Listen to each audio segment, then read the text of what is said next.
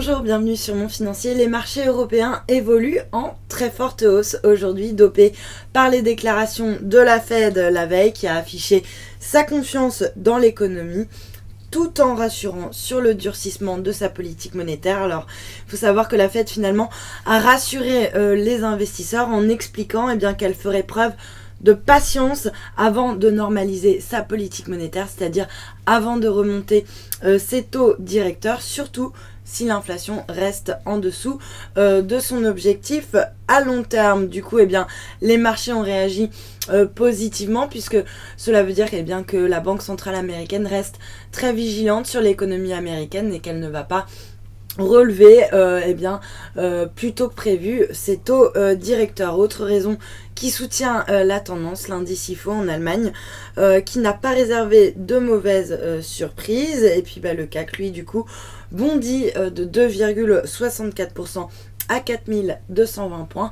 Ailleurs, même tendance, des marchés qui rebondissent fortement après la purge de la semaine dernière. Le DAX qui grimpe par exemple de plus de 2% à 9740 points. Du côté des valeurs maintenant, les 40 titres sur le CAC s'inscrivent dans le vert. On a Alcatel-Lucent qui signe la meilleure performance, alors que des rumeurs font état d'un rapprochement avec le groupe Nokia Networks. À noter également que les banques qui ont pas mal corrigé au cours des précédentes séances qui s'inscrivent donc en nette hausse, à l'image de AXA ou encore de Société Générale, en hausse de respectivement 4,2 et 3,8%. Et puis le secteur pétrolier qui remonte également la pente grâce au rebond du prix des barils du pétrole. On voit bien que le WTI se ressaisit, le Brent également. Du coup ça soutient l'ensemble du secteur, avec par exemple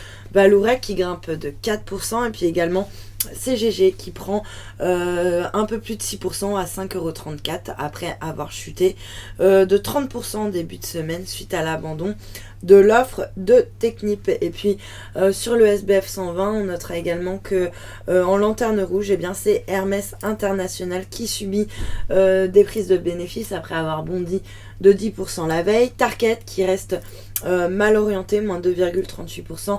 Le groupe qui reste pénalisé par rapport à l'exposition de son activité à la Russie. Et puis également Edenred qui s'inscrit en baisse plombée par un abaissement de recommandation de la part d'UBS. Sur le marché d'échange, l'euro, lui, reste faible par rapport au dollar et en baisse, donc moins 0,35%. On reste largement sous le seuil des 1,23. Notez qu'il recule également de 0,3% par rapport au yen à 146,03. Et puis le billet vert qui, de son côté, reste stable par rapport à la devise japonaise. On n'est pas très loin du seuil des 119 yens. Et puis pour terminer, l'once d'or qui rebondit nettement, ce qui lui permet de s'installer au-dessus du seuil des $1 200. Voilà pour ce point marché. Restez avec nous. Très bonne journée.